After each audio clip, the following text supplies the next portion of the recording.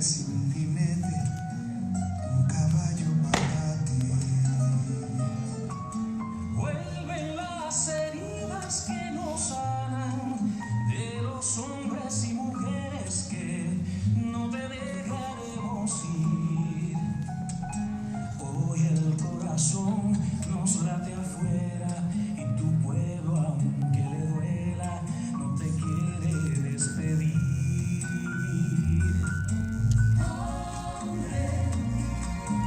Los agradecidos te acompañan, como anhelaremos tus hazañas.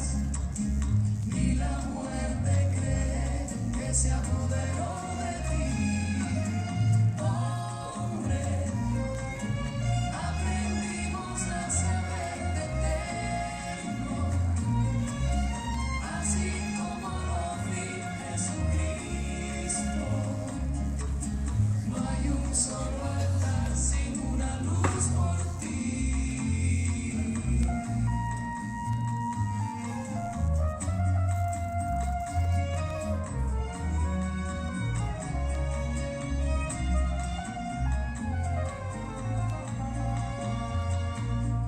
Hoy no quiero decirte comandante, ni barbudo ni gigante, todo lo que sé.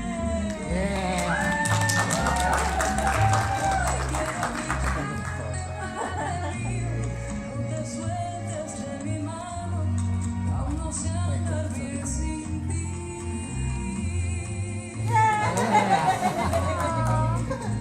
Los agradecidos te acompañan, como anhelaremos tus hazañas. Ni la muerte cree que se apoderó de ti, hombre. Aprendimos a saberte eterno, así como lo fue Jesucristo. No hay un solo altar sin una luz por ti.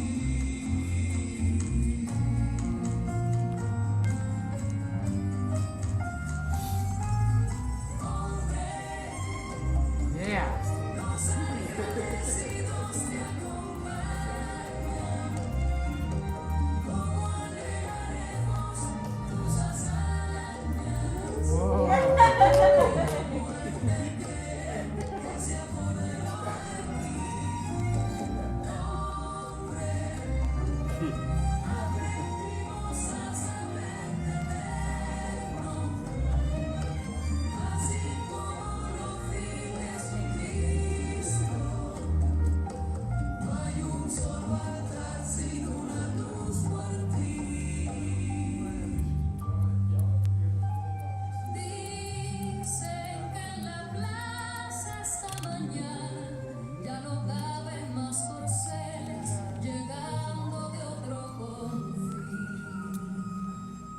Una multitud desesperada de héroes de espaldas aladas que se han dado cita aquí. Y delante de la caravana, lentamente sin jinete, un caballo para ti.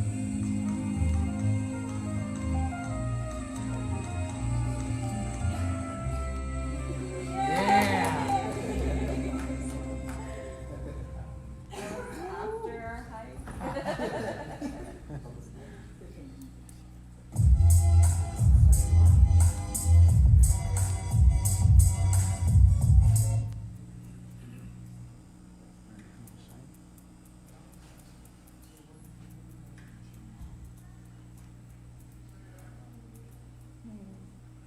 It's so nice.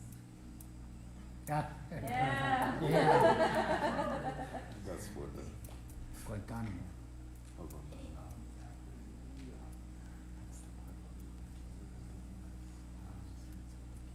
so pathetic.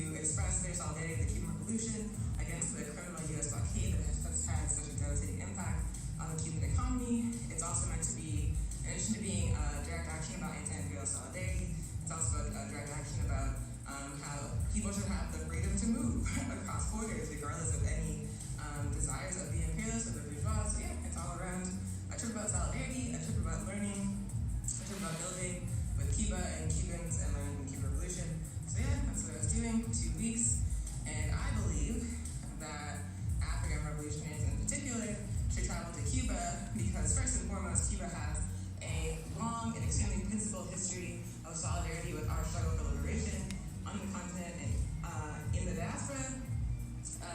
They had, of course, gave refuge to Asada Shakur. They sent soldiers, weapons, funding, training, doctors to anti-colonial struggles all over the continent and all over the diaspora, including in Guinea-Bissau, including in Mozambique, including in Tanzania, also in Grenada, also in Haiti. They also tried to send aid to Africans living in the United States. After Katrina, when the U.S. government abandoned them under Bush, and the Bush government refused Cuba's aid, and so Cuba basically has had a long history of moving in solidarity with the struggles of African people. And they do this not because they want access to our sweet resources or because they're just not able to exploit our labor as African people, but because they understand that our liberation and the liberation of Africa is tied up with their liberation.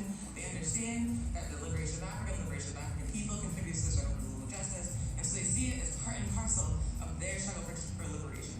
So Cuba represents a nation that engaged in an act of collective resistance and engaged in our struggle to overthrow capitalism and colonialism on their territory, and then once they had won that armed struggle, they weren't just like, okay, and we're good, peace. They decided they were going to share what they had learned and share the meager resources they had as a poor global South country with struggling people all over the world, including African people. Cuba is a model of international solidarity, and just to be in a space where people are so committed to justice that they will travel across the ocean, that they will send their children, that they will send their resources to assist other struggling peoples, like a place with that strong sense of justice and collective self-determination is extremely inspiring. In addition to that, Cuba is from the future, meaning that Cuba has discovered a way to organize its society around the basic needs of its people, around meeting the material conditions or the material needs of its people that need to survive.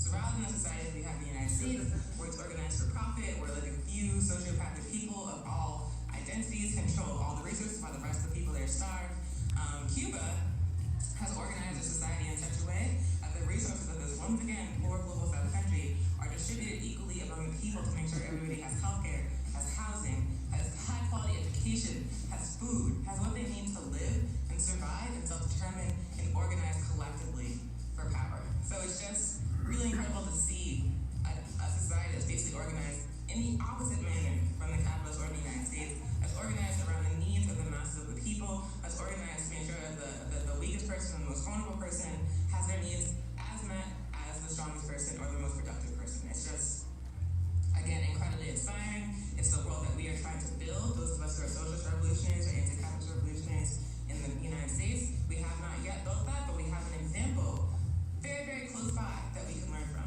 And that is under constant attack from the United States. And that's the last reason I want to touch upon, is that we are citizens of a country which is a force for evil throughout the world.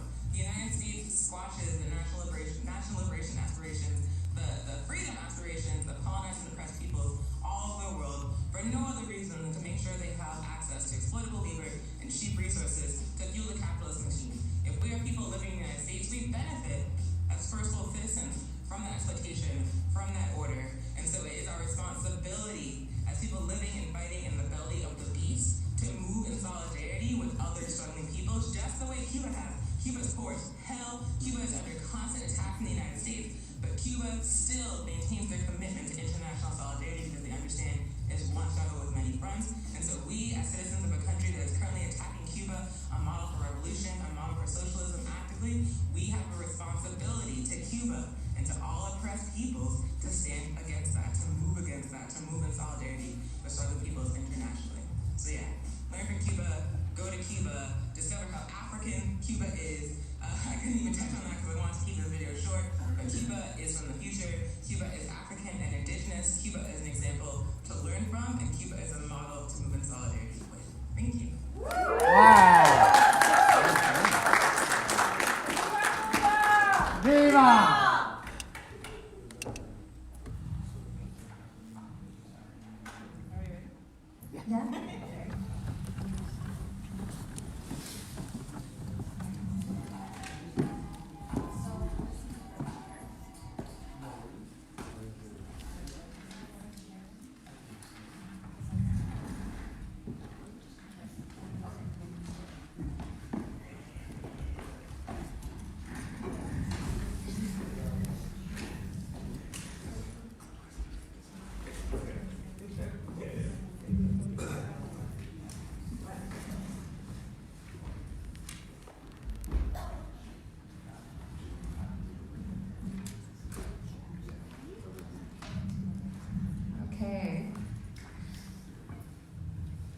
you, Oni, for that awesome video. Every single time I watch it, it just inspires me, and I hope it inspired everybody else. But before we get started, we would like to continue a practice that we've been, very adamant about educating other people on, and that's giving proper land acknowledgement. This land that we're on currently, known as Albuquerque, is actually the ancestral homelands to my people, the Tijuan-speaking people of Sandia and Isla del Pueblo, before colonization, before first contact. These lands were thriving with 13 smaller pueblos that all spoke the Tiwa language. And I want to also just pay homage to the revolution that began in this area as well. The first standoff against Spanish colonizers was in 1540, where my ancestors stood up against muskets and other types of metals with the resources that we had here for about 80 days. And the reason why we had to surrender was the lack of water. Otherwise, I'm sure my people would have kept going. And then also, this is a place where the Pueblo Revolt of 1860 began, and it's never ended. And we're here to talk about how we can uplift all of other different revolutions, including our own here. So, thank you.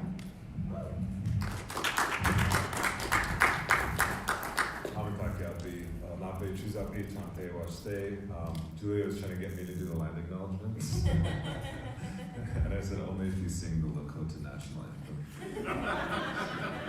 anthem. It's quite an honor to be asked by SWAP, by AAPRP, by PAA to be a moderator for this panel. And I think it really shows and demonstrates the kind of solidarity that exists here just within this small space of the so-called United States, which is Tewa land, and it will always be Tewa land. But also, I think it speaks to the kind of internationalism that our organizations aspire to and are committed to.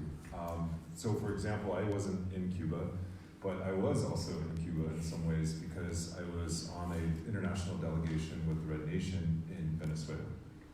And there were actually Cubans there. And it was part of the first meeting of original people in the Western Hemisphere as part of a long series of encounters or meetings, international meetings that are headed by the Bolivarian Revolution. It's not a pink tide. I think when anyone says that, I remember I was sitting in a commune and an African brother said, and I said that word, and I said it in a question, but because of the language translation, he heard it and immediately responded back. He said, this is not a pink tide. This is not a progressive social movement. He said, this is a revolution. To say that this is a pink tide is an insult, is what he told me. And I remember that. He's like, only gringos say pink tide. So I just want to just kind of put some context into this talk tonight, and then I'll introduce the panelists and turn it over to them. I think Bolivia is weighing on our minds right now. And one thing that hasn't been really brought to the mainstream media or even to the attention of social movements, this video, and our comrade was speaking during, talked about the international aid of Cuban doctors and the Cuban healthcare system.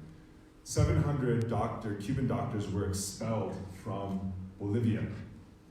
They were expelled from communities that don't have access to running water or electricity. They were expelled from communities that are already under siege and are currently more under siege because of the white supremacist, fascist-backed Christian government under Yanin Áñez.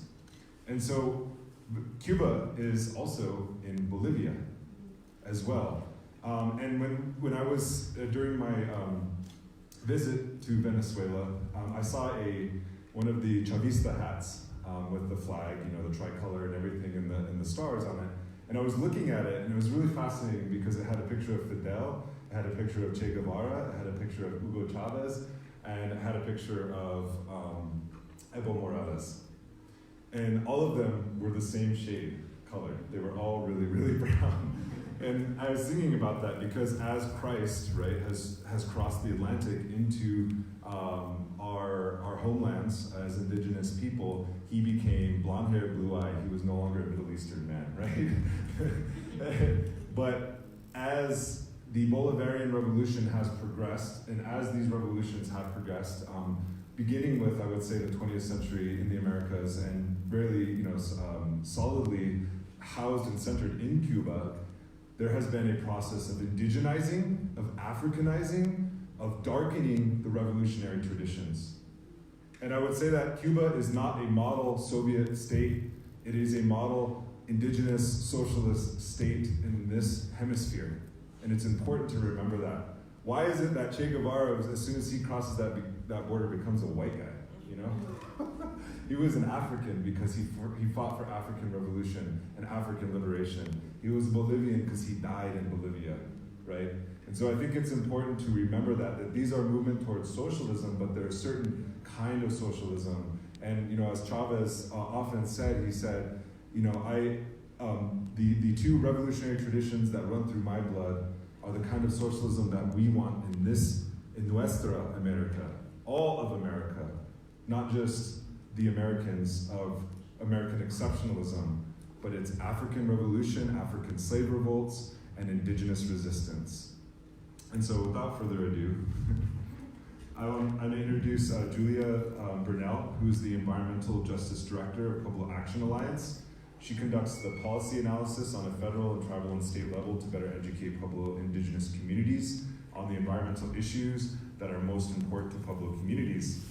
She has a bachelor's in English from the University of Redlands and is currently working on her 2 Masters of Arts in water resources, policy management, and community and regional planning, focusing on New Mexico water governance and radical water management strategies. She's also the board of directors for the Native American Voters Alliance Education Project and serves as the All Pueblo Council of Governors Natural Resource Committee. She is from the Sandia and Taos Pueblos and the Yuchi Creek Nation of Oklahoma, and she happily lives in the Sandia Pueblo with her 2 dogs. Elisama is an African woman marooned in the United States resisting colonialism and capitalism. She's a cadre member of All African Revolutionary Party and the All African Women's Revolutionary Union, also writes for Good Communist. You should read it, it's cool. And she's also been featured on several podcasts, and you should check out Anticonquista as well. Roberto Roybal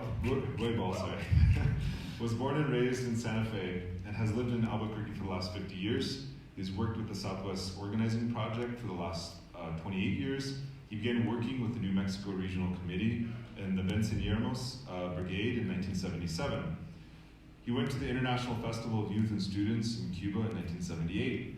He has gone to Cuba with the Venceremos Brigade about 20 times and went on the 50th anniversary contingent to Cuba this year.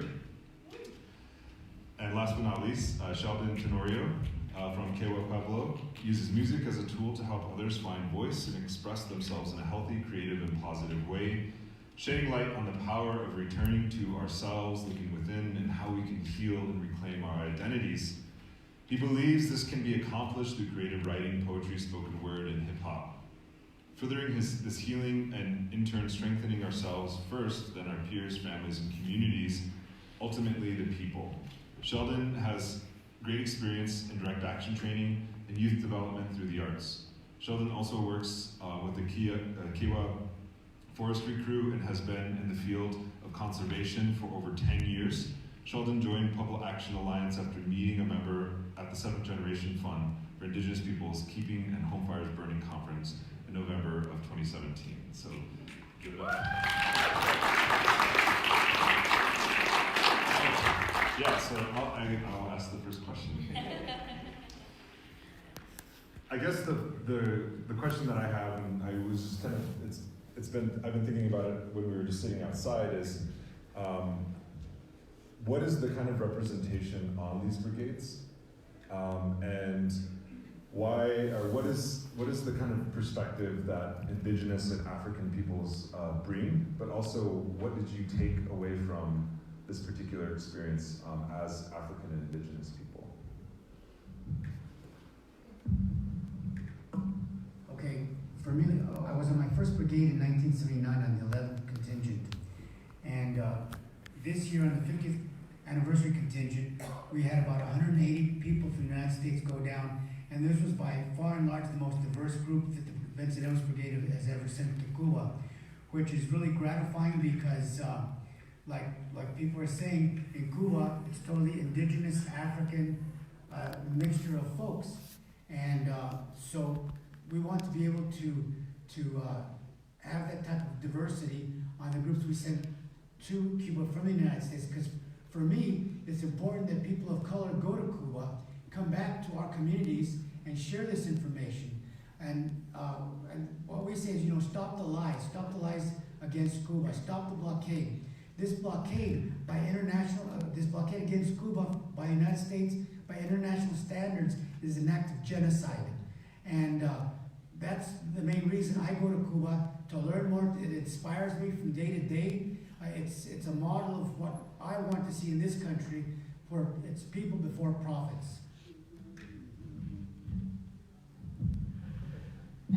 Cool. Yeah, so I had learned about Cuba as a member of the African People's Revolutionary Party. We learned all about the history of internationalism. We learned all about the national liberation struggles in the southern part of Africa that Cuba sent assistance to. So before I'd even heard about the Venceremos Brigade, I had a deep respect for Cuba. I wanted to understand why it is a country would fight so hard to be free and then be so committed to life, to the furtherance of life and the better good, that they would sacrifice tremendously to send troops across the world, to send their family members across the world to help folks, and not even knowing if they would ever see them again. So going into it, I knew that I swear a lot, so I might pause to not swear. Going into it, I knew about that history. I had a deep respect for Cuba, and I just wanted to see what kind of society is this that produces this kind of action. And just going there, and it's interesting because on the top level, there's it's a place colonized by Spain. If you've been to any place in the Caribbean or Central America, you see there's a lot of veneration of Spanish history, even though Spain is the colonizer. And that was definitely happening in Cuba. And I was what the hell? You fought a war against them. Why do you care about this? But as I got deeper and I started talking to people, and the majority of people that I saw and spoke to were African people, indigenous people. So as I started to learn about their experiences and talk to them, it became really clear to me that Cuban culture itself was extremely African and extremely indigenous. Even their relationship to resources and to land and to each other, where it's about collective good and about reciprocity and mutual care rather than dominance over or exploitation. Even that's not European, that's not Western, that's African and indigenous. So there's that veneration of Spanish culture on top, but there's that history and that culture and that influence of African and indigenous peoples and struggles that made the revolution possible and that informs Cuba's history today. So it's really exciting to see that, and really exciting to see that this force for good and this great victory for justice came from African and indigenous peoples. It gave me a lot of pride. I think to answer the question, I'm gonna share a story of when I was out there one of the first mornings. We got to go out and help in the different gardens, tending to different crops. The day we went out, we were able to go and harvest beans that we later had for dinner that evening. When I was out there, it just felt good, I was reminded about being at home, being out on the land, tending to our crops, being out in the fields and things like that. And there was a moment there where we finished packing up a potato sack of green beans, and we needed folks to take it back to the kitchen at the camp that we were staying at. And so I was I'll go help. On the way there, one of the men that was out there that we were helping that day kind of showed us around and split us up into different groups of what we're going to be doing that morning. I don't speak a lot of Spanish. I barely got by thanks to the relatives here being able to translate. But during that walk we had, taking the green beans back to the kitchen, it was funny because we were able to connect in a way beyond words, in a way to transcend languages. transcend territories, much like how our ancestors used to move, and much like how our ancestors used to share with other nations. You know, that's what I was reminded of. And it was crazy because out there, when we were walking, we were saying things, we were pointing at different, at the sunrise, we were pointing at the land. I was really amazed at how red the dirt was and how moist the soil was. And, you know, it's really amazing because at home it's super dry. And it's like, wow, you know, this is amazing soil. And just being able to like laugh and joke and look at each other and understand that like we were talking about the land. We were talking about the connection between raising crops or tending to the land and cultivating the land. And we were able to like laugh and joke and like look at each other and just kind of understand that, oh, this is what we're talking about, even though I'm speaking English right now and you're speaking Spanish, and we're even laughing at the fact that that's what we're doing, but we can understand each other. So I think just for me, you know, like the perspective that as an indigenous person, as a Cuban person was carrying with me was trying to be open-minded, but also looking through the lens of what I was taught at home, and then seeing that there and how healthy that is there. You know, not just the soil and the land, how healthy that is, but the culture and the people and how much they believe in connection with each other, with the land and their communities and everything that is that they continue to defend to this day. Thank you. So, as Nick had mentioned, I do a lot of environmental justice work and Native liberation work here in my territory. I've been very dedicated in tackling and educating myself on the issues here. And I think one thing that was missing in my own discovery and education was learning about other movements in other places. And so, you know, having all of these other relationships with SWAP has really opened up other opportunities to learn from other cultures and other land bases, which is how we got involved with the VB this past year. And I couldn't be more thankful because it really opened my eyes in terms of there's literally another place, an island off of the Caribbean that is like one big Indian reservation. I had never felt more safe and at home than when I was in Cuba. Like the video was saying, it's a culture that is for humanity. Words like grassroots, bottom up organizing, humanity, revolution. I had never heard those words being spoken and repeated over and over again the 3 weeks that I was there. And I've lived here in the US my entire life. And so, you know, that was just a more personal journey that I experienced on this brigade. But in terms of representation, I think it's fair to say that a lot of these political educational exchange have to be funded, right, by money. And so a lot of the times marginalized communities or, you know, Black and brown, indigenous and African communities may not have those resources to actually go on experiences like that. So I had been hearing, you know, in the past of the brigade that the representation of indigenous people from Turtle Island has been very sparse.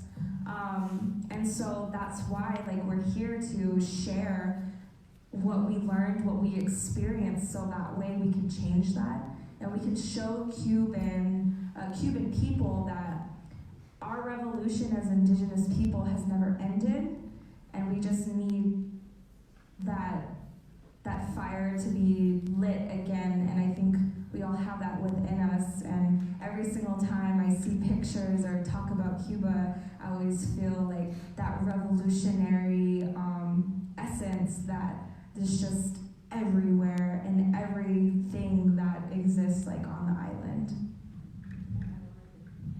Yeah, Yeah, and just to like Roberto's point to what Julie was saying about how colonized people in particular have a lot to learn from Cuba, particularly like living in the middle of the United States, it can feel like we could never win. Like we're up against a beast and there's nothing we can do. And so going to a place where people like us did win is like, and then like they won and then they kept winning for 60 years. And the United States the entire time was attacking them and they were just like, they just like down with it. So it's really incredible, really inspiring. It's really important for college people in particular to have that example because we have to believe we can win, otherwise we're not going to survive here. Yeah, if anyone, I don't know, like every time I come back to the United States after traveling abroad, it's like getting punched in the face. There's one thing that if you've been following the news recently and even looking at like WikiLeaks cables from the US embassies in Venezuela and Bolivia, you can tell just by piecing together even State Department memos and press releases that they believe that the sanctioning and the overthrow of the Bolivarian government, the Bolivarian revolution in Venezuela is the backdoor to Cuba. And so we can't think of the Juan Guaidos or the Yanin Añezes of the world as kind of like anomalies, but we actually have to think of them, or the Jair Bolsonaros, as part of this kind of global right-wing fascist, neo-fascist, not just like old school like Hitler fascist, but neo-fascist kind of movement that's meant to not just single out Cuba, but to push back this wave of revolution. And so the next question is, and Roberto began to answer this, is why is the United States blockading Cuba? Okay, back to 1959. After decades and decades and a century of oppression from first Spain and then the United States, the Cubans were totally colonized. I mean, if you look at the old history books, and of course I remember that growing up in the 50s, but Cuba was like a playground for the wealthy elite in the United States. They had the casinos, the gangs, all this kind of stuff going to Cuba. And we literally ran everything there, from the sugar plantations to everything. The U.S. controlled it. So with the Batista dictatorship, the Cubans finally got sick and tired of, and they'd been struggling for decades and decades and decades against the different dictatorships in Cuba. So finally, with the going to the Granma province again this year and seeing where the Granma boat landed with 80 Cuban revolutionaries that had come from Mexico to start the armed struggle against the dictatorship. It took them that many years, and they finally became victorious on January 1st, 1959. That's the birthday of the Cuban Revolution. And in 1960, Cuba declared its socialist nature. Internationally, they declared that. And from day one, from January 1st, 1959, Cuba has been a target of by the United States to overthrow the Cuban Revolution. And I mean, there's been like literally hundreds of attacks, assassination attacks against President Fidel Castro. We had the Bay of Pigs invasion against Cuba. It was an armed struggle. The U.S. invaded with their proxy gusanos, what they call the worms, the people that left Cuba, the wealthy elite that left. They had an armed attack, and the Cubans mobilized and turned back the armed attack by the United States and overthrew that. And so like we're saying, it's been just surviving from day to day. And I could just go on and on, so I just want to pass it on to let people think of some other ideas. So one important thing about Cuba for the revolution, and this is why when people talk to me about how Castro's a dictator and he made it worse, I'm always like, get out of my face. Because before the Cuban Revolution, Cuba was Jim Crow segregated, meaning that people that looked like me were not allowed to go in most places of the island. They were the help, they were oppressed, they were exploited. And the Cuban Revolution ended that condition. The condition of African people in Cuba drastically improved upon the Cuban Revolution. So when people try to tell me it was better before, I'm like, you're probably just really racist. But it's the example of the Cuban Revolution, and the stated purpose of the the blockade against Cuba, according to the U.S. government, is to make the Cuban people suffer so much that they overthrow the government. That's the intent. That's like what they wrote down and said why we're doing this. They want the Cuban people to suffer so much that their conditions become unbearable and they overthrow the Cuban government. Obviously, that has not happened. And going to Cuba, after hearing my whole life it was a dictatorship, and seeing like not one police officer, not one security camera, feeling comfortable in my skin and like I wasn't gonna get profiled or accosted, I was like, this is clearly a much bigger place than the United States. And that's the reason they don't want people to go. They don't want to see for themselves what it's actually like. They don't want people to see that a social society is like way, way, way better on every level. They have to destroy socialism ideologically and then to destroy socialism militarily because socialism would take their power.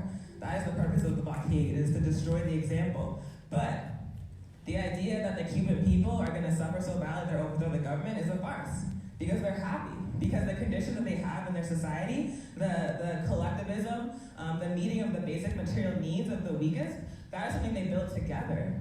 That is something they fought for and won and then created collectively amongst themselves. They're never going to give that up. It's not about Castro, it's not about Che. Like, we respect them, we admire them, but they would not have succeeded in the least without the masses of the Cuban people. And the masses of the Cuban people are going to defend their revolution. The blockade is never going to work. It's just making people suffer unnecessarily.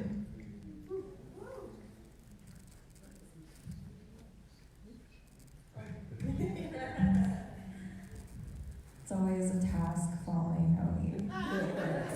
No, I'm just kidding. No, but I mean, it's an interesting question. Like, why is the U.S. basically blocking resources to Cuba, and also like other ways of trade and exchange, so that way the Cuban Communist Party and the Cuban nation can achieve their ultimate goal, which is to be a communist state. And it's all, I think it's all based on like this, on ideology, you know? There is empathy that is completely missing from any sort of type of governmental structure in the US. And to me, going to Cuba and seeing that and it function well, and it actually makes for things to be a lot more simple, you know? It's really bottom-up organizing. You have the CDRs, then you have like the municipalities, right? And then you have the provinces, and then you have the state. And it's all voted on, they're all locally elected, everybody trusts their leaders and appoints their leaders, and then political leaders who are voted into positions of power are volunteers, therefore they're not making a profit off of serving their communities. And so why would a country block a philosophy that just makes sense for humanity? And the only answer I can really come up with is money. I mean, it's all about money, and we see the perfect example here in the US, like there are very, very rich people, and there's so many much more poor people. And there's just this class divide that happens here, and I mean, yeah, like it's all comes down to money, really.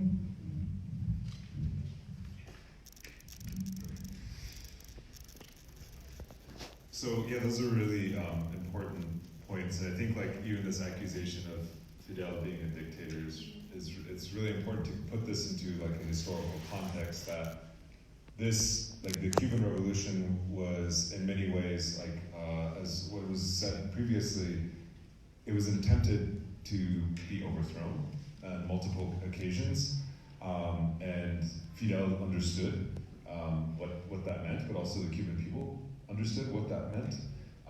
And so, like if we look, I mean, just going back to recent or sort of more contemporary examples, such as Venezuela and Bolivia, we understand what happens when you do put somebody like Evo Morales into power, or you do vote somebody like Nicolas Maduro into power. That if you vote a cocalero or a bus driver into power, what do you get?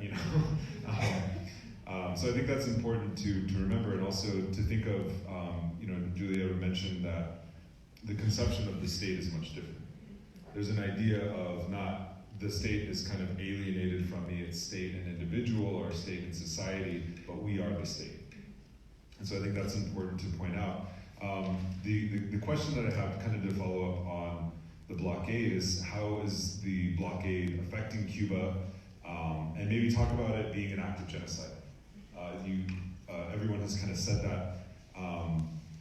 And even thinking about what constitutes genocide in the UN Declaration on Genocide. But then also, how, another question would be, how is that blockade affecting the United States in turn?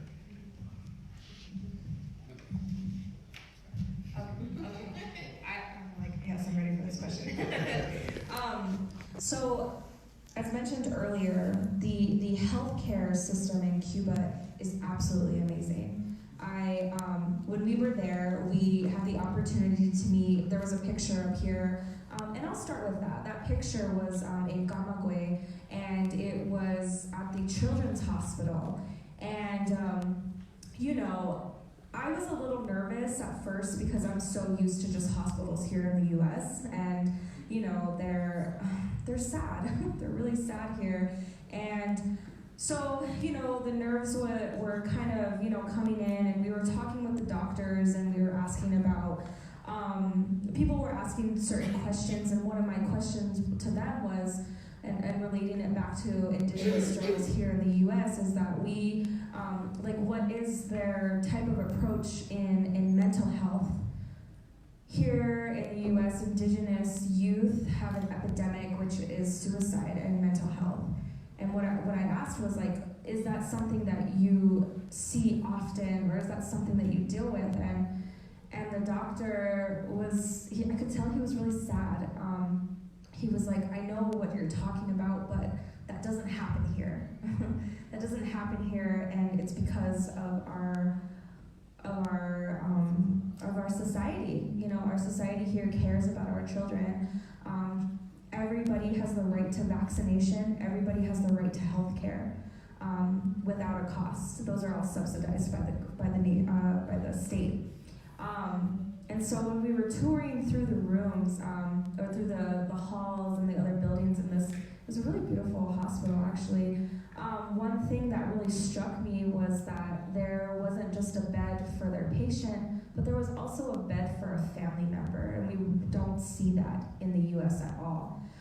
So just, making this process for the family a lot easier, having, food available, and just being more interactive. The doctors knew all of their patients by name and were kissing their patients on the forehead, And I think that we, as the U.S., are suffering from the blockade because Cuban healthcare and biotechnology and other types of research that is created in Cuba could just change our healthcare system here in the U.S. They were talking about those who experience diabetes. They've never amputated a limb because of their biotechnology and how they treat people. They don't treat people as profit, but they treat them as actual patients. And there's something to that I think if we're gonna start, as indigenous sovereign nations, start building solidarity with other states, I think Cuba would be the best one. I think if we were able to get Cuban healthcare research and resources into the communities that are suffering from things like diabetes, which is indigenous and African and Chicano people, that would completely change our well-being. And then just also, like in the video earlier, talking about being in solidarity with African people, because the liberation of African indigenous people, it means the liberation for all, is that Cuba spends a lot of their resources developing ways in which they can combat starvation in African countries. And they don't do this by sending bread and rice. They do this by engineering natural organic vitamins that will actually help with starvation rather than just feeding people. You know, there's a difference between helping a person become well and then just giving them a piece of bread so that they're not hungry anymore. Yeah, just to add on to what Julia was saying, you know, like think of like how they treat indigenous folks here. You know, we have like commodities or like MREs or commodities and things of that sort, you know, to just give out instead of like giving you something that's gonna help, like Julia said, your well-being and get you healthier and get you better. It's just something to like keep you there, kind of just give you rations or give you, you know, the crumbs off the table kind of thing. And something that I was reminded of was just like the compassion that comes from these, everybody, you know, the biotechnology fields, like the doctors and people who are doing this research.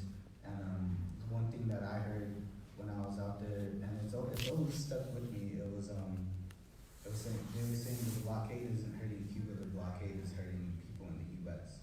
You know, and I immediately thought about our relatives at home, like going who have diabetes, who have lost limbs, who have, you know, either, you know, passed away or like, you know, like you think about these things and you feel it. Like again, a lot of it for me was just like feeling through it and like listening to folks and really just like going through it and hearing different stories.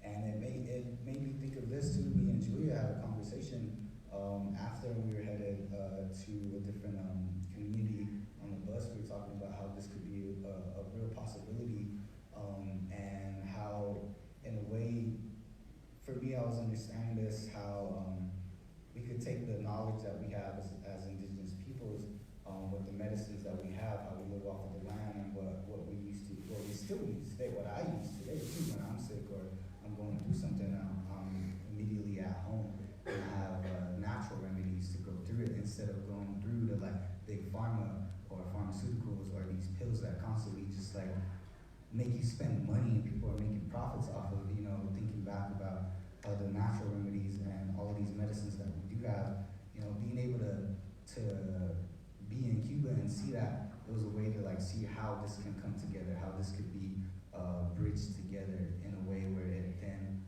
becomes something greater for the greater good, for the people, for humanity, and like all of us, you know, instead of just profit or making money off of somebody being sick. I really need to add one more thing on healthcare because this is really important.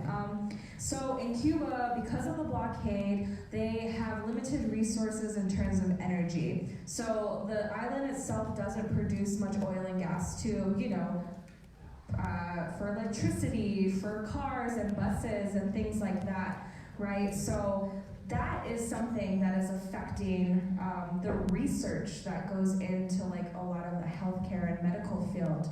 For example, we learned that a lot of these research centers, because of the lack of, you know, oil and gas to power lights and air conditioning and what have you, are literally doing research in the hottest, most humid weather without air conditioning on.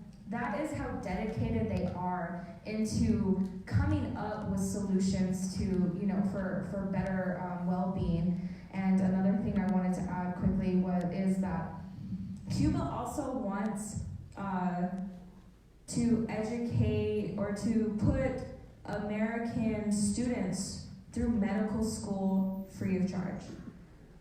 They want to send our people to medical school free of charge, and the only thing that they ask for is that they go back to their communities and that they help them. Yes.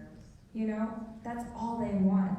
And you know, so that's part of like the solidarity building, and not just solidarity. I like to think of it more as, you know, partnership and camaraderie, because, you know, we're gonna start working together to see if we can actually, you know, send somebody from a black or brown community to complete medical school completely free, and that can only just better our communities as well.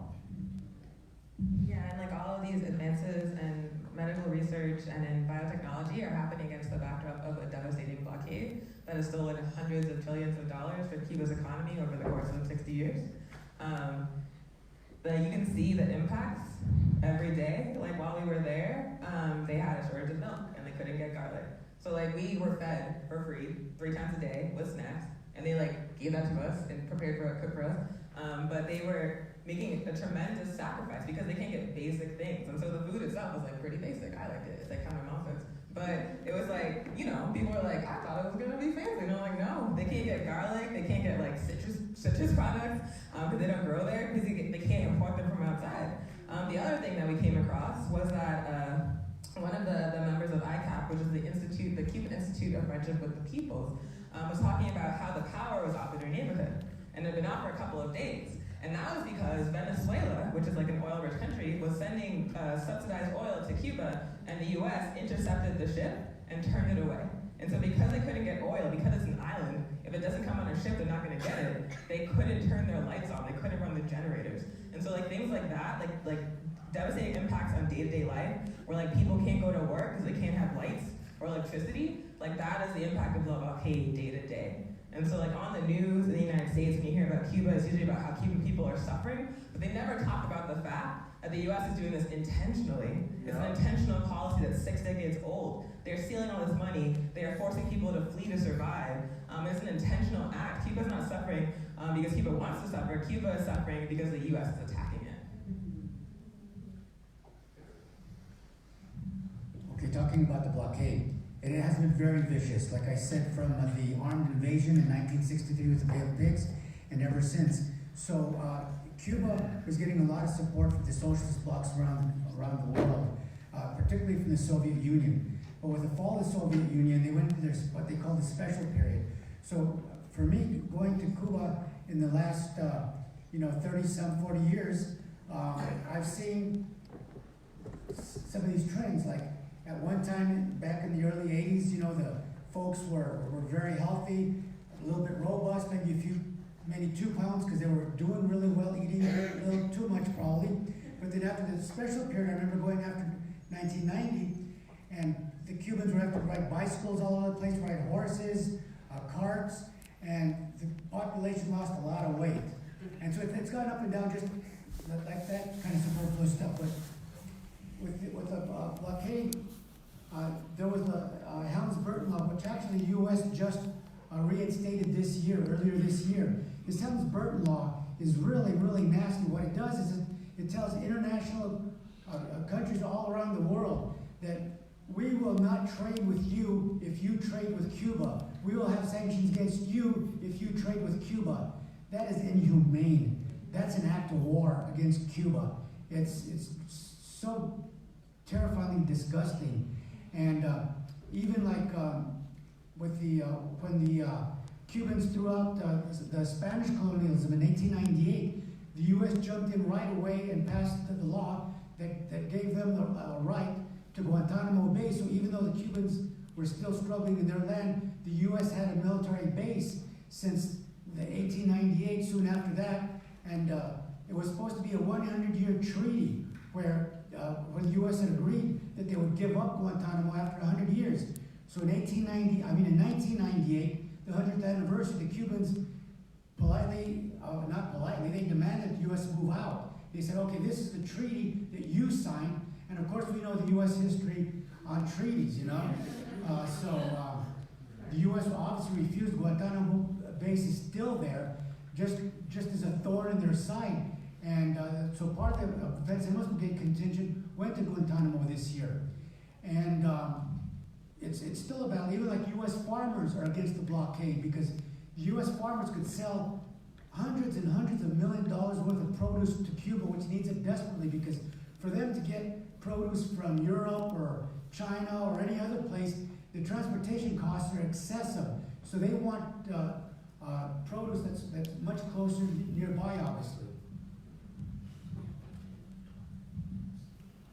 These are really important points to make up, and not just to, and I think this is important to just think about how this is affecting the U.S. as well, because food produced in the United States, 1/3 of all the food produced gets thrown in the garbage, if you think about it. And when I was in Venezuela, because of the sanctions, we're starting getting lightheaded because there was no gluten in anything.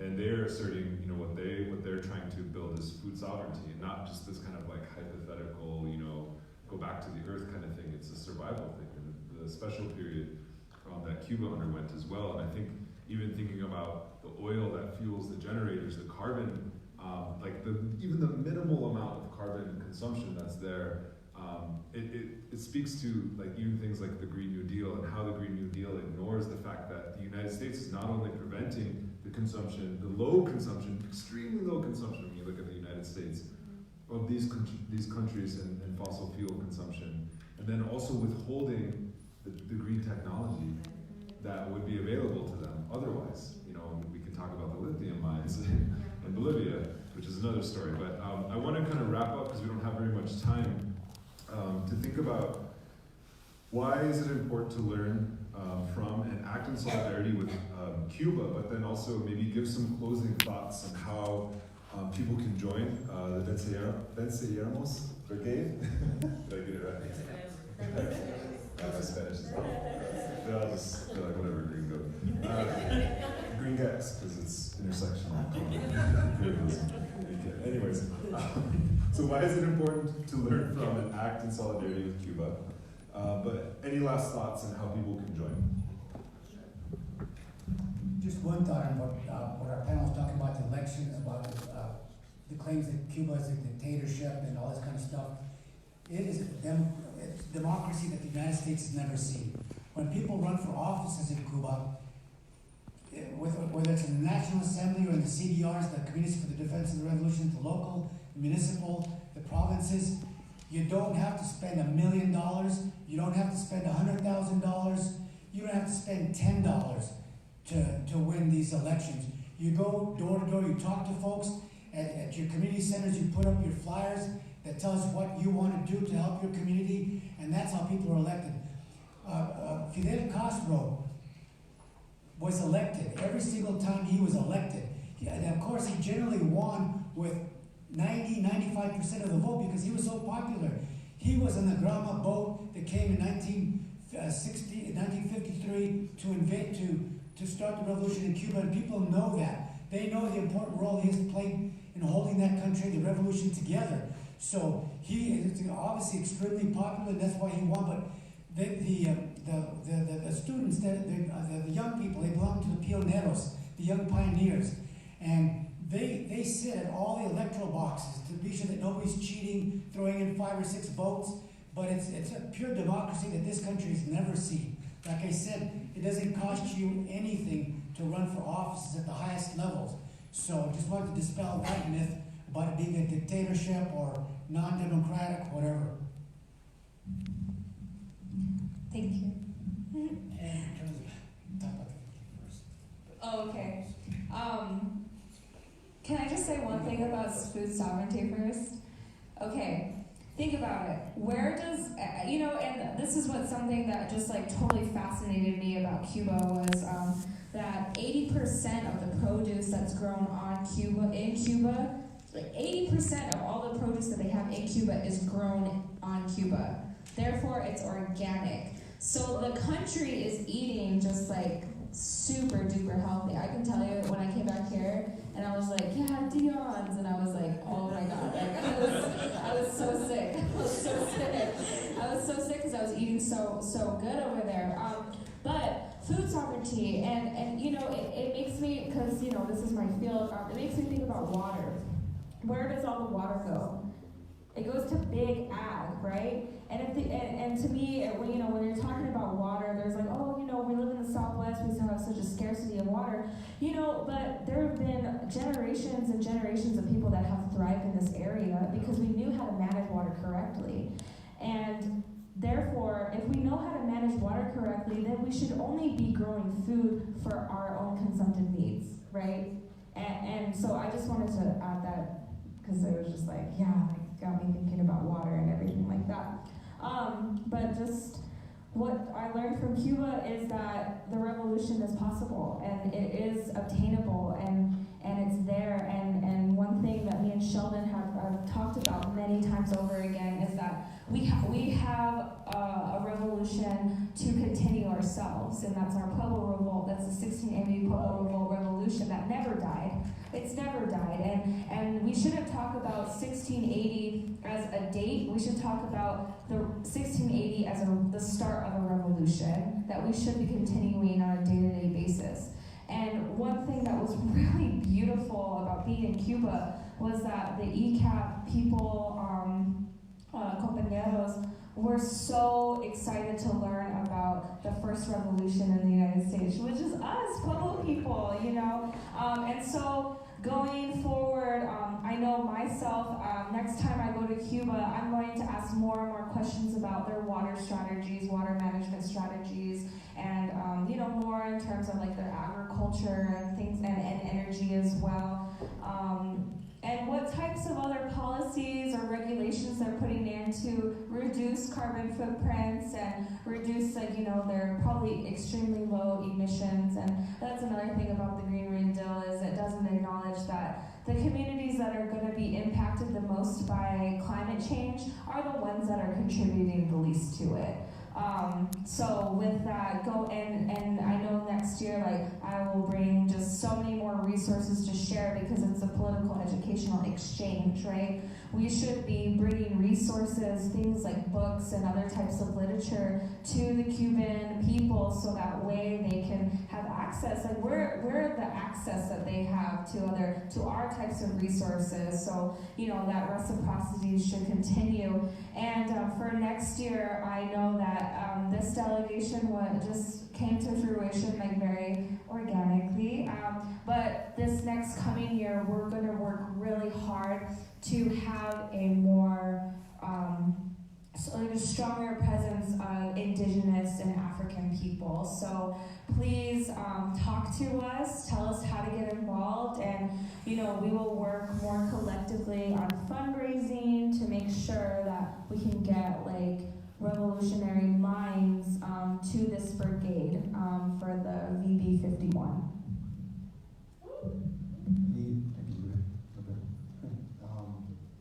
I'll be super brief. I know we don't have a lot of time.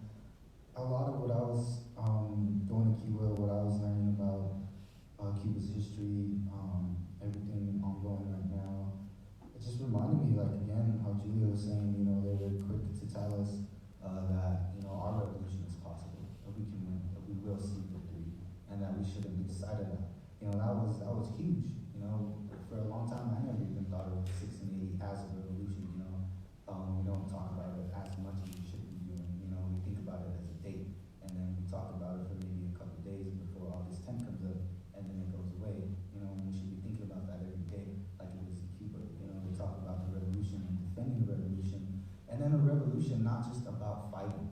I think over here, sometimes we have this misconception of thinking when we hear revolution, we think, oh yeah, we want to fight, we want to battle, we want to go to these, many fronts and these battles and these wars, when it's no, revolution, the way I understand it now, and I'm able to come to light to, is a deep love for the land, for humanity, for your relatives, for your people, for your ways, your traditions, your cultures, and everything that you're taught, and everything that you want to believe in and stand up for.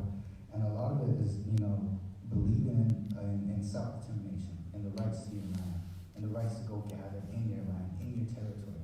And a lot of that, we struggle through that here, different policies or different borders, etc., or quote-unquote fake borders, and we think that's how do we end the blockade? We exchange that information, we exchange that knowledge, we go, we visit, we sit and talk, and we build, and we come back, and we continue that. The same way we can continue 1680 revolt, the revolution that has never ended, we continue that today, tomorrow, next week, next month, every single day. To me, that's something I was able to just learn and be in and sit with, and to be reminded of it, every day after that. I think it's important to learn from Cuba, because Cuba is from the future. Cuba is an example of a radically different way of organizing a society, a way of organizing a society in which you put life first, and not just human life, but all Earth life first, and you organize around that principle, and you make sure that people's needs are met, and that the land is taken care of, and that the water is clean, and that if a hurricane is coming, that the people's homes are not destroyed. You organize in such a way that people's needs are met, and then you build a society from a socialist, if you're a communist, if you're an anarchist, you are fundamentally trying to create a way of living that is about centering life and centering the future and respecting the past rather than what we have now, where a few people at the top get all the wealth and all the access, and those at the bottom have to suffer, and if we can't work, then we die. Cuba is from the future. Cuba is what we want to see. Cuba is an example to learn from, not just in terms of like revolutionary politics, but also in terms of like living sustainably. Like the lifestyle that people have in the United States is not sustainable. The amount of driving, the amount of like waste, the amount of food that's wasted, the amount of like resources that are wasted is not sustainable. And it's a lifestyle that's built on the exploitation of Africa, the exploitation of Central and South America, the exploitation of the Caribbean and Asia. It's a lifestyle that's built on millions of corpses and destroyed land masses. So it's not sustainable. It cannot continue if we want humanity to continue. And so Cuba is an example of how to live in such a way where people's needs are still met, where they're still happy, they're still able to like grow and advance, but it's not leaching from the earth. So having that example there to learn from is something, particularly us as like colonized people, as African indigenous people, is extremely important. That we look at what they've done, that we look at where they succeeded, and also at the mistakes they've made, because we've been up here, saying good things about Cuba because we love it, because it gave us a lot, but we're not pretending that Cuba's perfect. Cuba's made mistakes. Cuba's the first to admit that. And so we see what they did wrong, and we see what they did right, and we learn from it, and we build upon it. It's extremely important. And the reason that we should act in solidarity is because, as I said in the video, we are citizens of an empire. We are citizens of the largest and most destructive empire that has ever existed. An empire that has destroyed struggles of oppressed peoples all over the world for no other reason but then to consolidate power. That's what happened in Bolivia. In Bolivia, indigenous people collectivized and organized and fought a revolution and put someone in place that represented them. And the United States was like, we're gonna ruin it. Just because they can, just because they want to maintain control. And so as citizens of a country that does that everywhere, as citizens of a country who believe in justice, we have a responsibility in the belly of the beast to fight back and to stop that. We are in the position to stop this empire from destroying struggles, and we have a responsibility to do that. And if we don't, the rest of the world has the right to turn on us. But we want to encourage you to join the 51st Venceremos Brigade. Like Julia said, we want to make it even more indigenous, even more African. We want to bring our people, we want to bring Chicano folks. And our folks don't have money, and it's a really expensive trip. And so we are going to be fundraising throughout the year. And so even if you are not up to travel, you can still support in that way. But we want to bring a huge New Mexico contingent next year. We want people representing, and we want the people who need to learn from Cuba's example to be in Cuba next year. So please consider donating to support the 51st Brigade, or joining the 51st Brigade, and also follow us on Facebook. We are the New Mexico Venceremos Brigade Committee. Thank you. Naked messages too. And Naked Messages? On the Facebook page. Oh yeah, messages on the Facebook page. Thanks. Can I see what? In hindsight, we didn't give you, our friends, time to ask questions. So what I suggest is, once we finish here, we're going to go eat, and during the dinner, let's do some group questions or individually, whatever you want, but any kind of questions you have about our trip.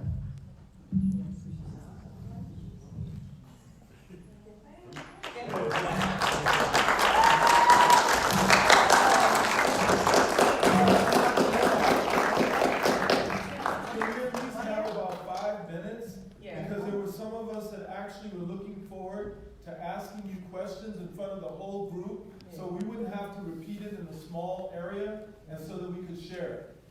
Yeah, all right. Yeah, good idea. So we can time it. I mean, I'll set my clock. So Be you can wait. Three questions. Is that okay? Yeah. Thank you, God knows. Congratulations to you all. It's been very inspiring seeing these young people go. And thank you, Roberto. Roberto, it was organic, but Roberto struggled for many, many months to organize you all going. So, I mean, I'm just really thankful for this. It's been inspiring for me. I've been lucky enough to go twice. My question is, what were their questions of you?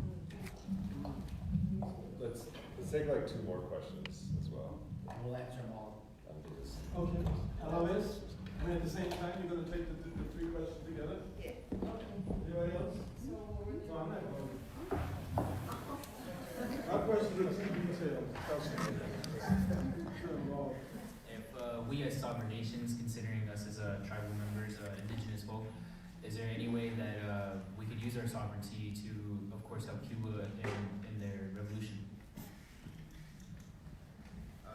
Any other questions? Later. I got one. Okay. I'll just speak up. Could you talk about, I understand there are a lot of travel restrictions in place. What was it like traveling? Were you hassled? Can you talk a little about your experience traveling? I'll answer real quick the last question the brother just made. Over the years, the last 40 years, the Brigade has never gone under a license by the U.S. government. But this year, because we wanted to send the largest delegation we've ever sent, to send 180 people, it was a logistical nightmare. We're going to have to send people out of Montreal or Mexico City or something like that. So in talking with the Cubans, we decided that we would go with a license this year. We haven't made a decision about next year. I personally think that it's unlikely that we're going to get a license because we've always stood up against the blockade. So we were basically breaking the law by going to Cuba without a license.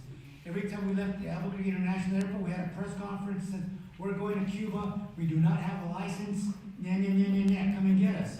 So that license issue has been real key for us, and we'll just see what happens for next year. Did that answer the question? Thank you. I'll answer the sovereignty question. Yes, I just short answer. There is a way that we can use our sovereignty. I think that's just a whole another struggle in this land base just to begin with. Indigenous nations exercising true sovereignty to better our communities. I think it's, and you know, this is something that I've been really thinking about more and more is if there is and when the possibility arises to build solidarity, have nation-to-nation solidarity with indigenous sovereign nations and the sovereign nation of Cuba, I feel like that would just like be a way to end the blockade. You know, and as you know, myself and Sheldon and Nick and other of the revolutionary minds in this room that do focus on indigenous sovereignty and indigenous liberation, exercising our sovereignty in the most strategic way is going to liberate our people. And you know, we've seen examples of resistance in the global south many times, not just in Bolivia, but also in Chile, in Mexico, and you know, there is like the spirit of resistance, the indigenous spirit of resistance in those communities. How do we exercise sovereignty? Well, we're gonna have to start figuring out more radical types of strategies to address our sovereignty, exercise it strategically, and you know, I can't wait until that starts happening, you know? And so there's actually a really beautiful example that Aoni had shared with us was the Muscogee Seminole Nation of Florida. They actually built nation-to-nation solidarity with Cuba while Fidel Castro was in office, and he even said, you know what, if they don't want you guys there, you can come to Cuba and stay with us, you know? And they're like, you know, we're compañeros, you know, we're comrades now. And so, you know, Cuba has a long history of building solidarity. Even one of the president of ECAP, she was like, you know, I remember when Fidel Castro was alive, oh my gosh, Leonard Peltier had sent a spiritual leader and like put all this smoke around him, and he was just sure loving it and let him do it, you know. And so, you know, like they were like, he was like blessing him and things like that. So, you know, this nation-to-nation solidarity, and again, to repeat, Cubans' ideology of liberation is if you're not free, then none of us are free. Right.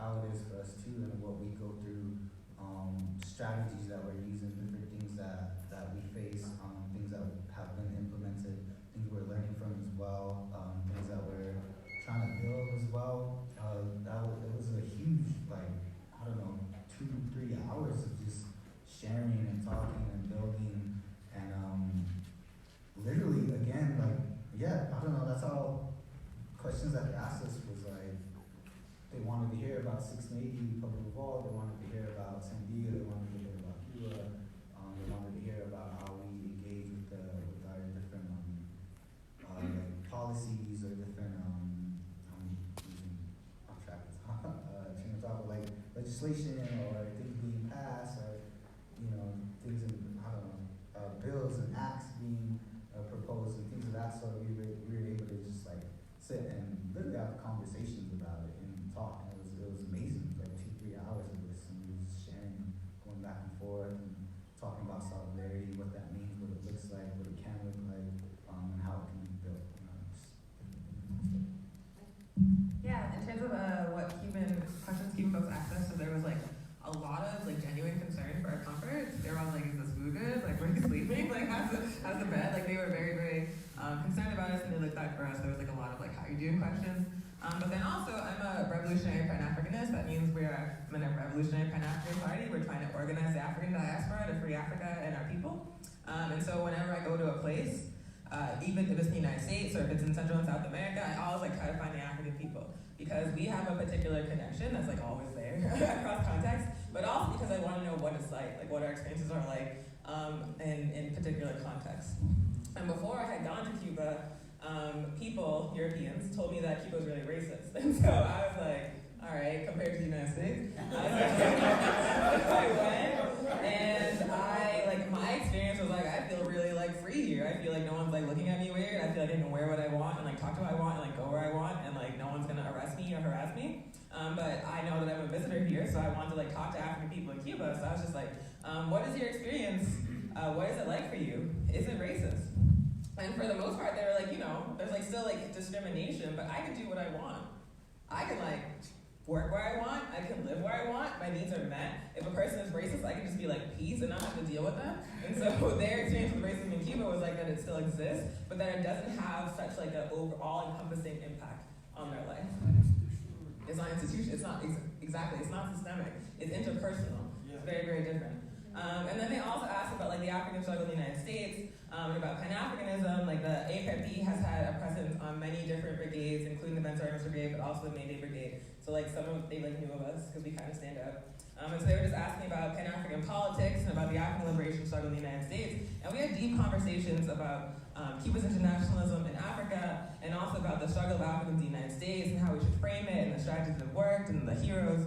So it was just a common exchange and a sense of connection that's like always there whenever I encounter African people.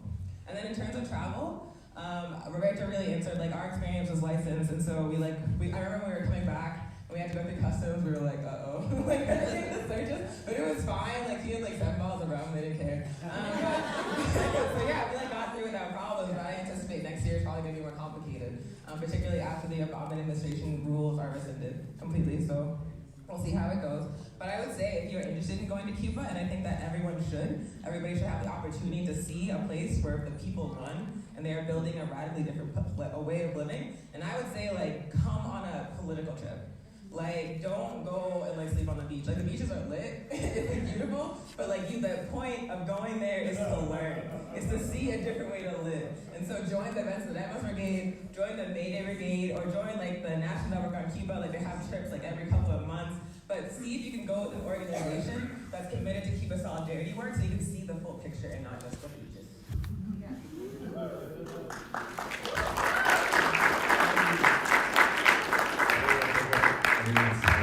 Between you and your food, but I do want to answer your question to think beyond just Cuba, and to think that building alternative relations with other nations and oppressed nations, right, is important. I was in Palestine, and Palestinians are like, why would you support Palestinian liberation? Like, Palestine doesn't offer anything for Native nations. And he's like, you people are at the bottom of the barrel when it comes to oppressed people in the United States. Nobody cares about American Indians. Why are you coming here want to be radical, solidarity and all this, what do you have to offer Palestine? And it's a good question. What do we have to offer Cuba? We don't have any power in this country. And it's because what's on offer right now for Native nations? Militarism, war, military contracts.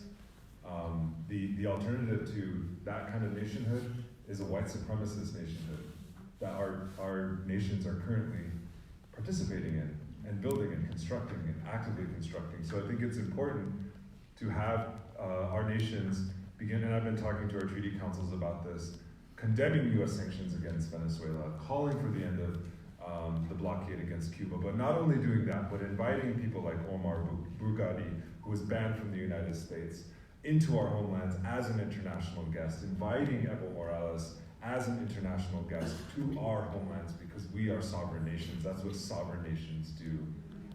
And so I think that's important.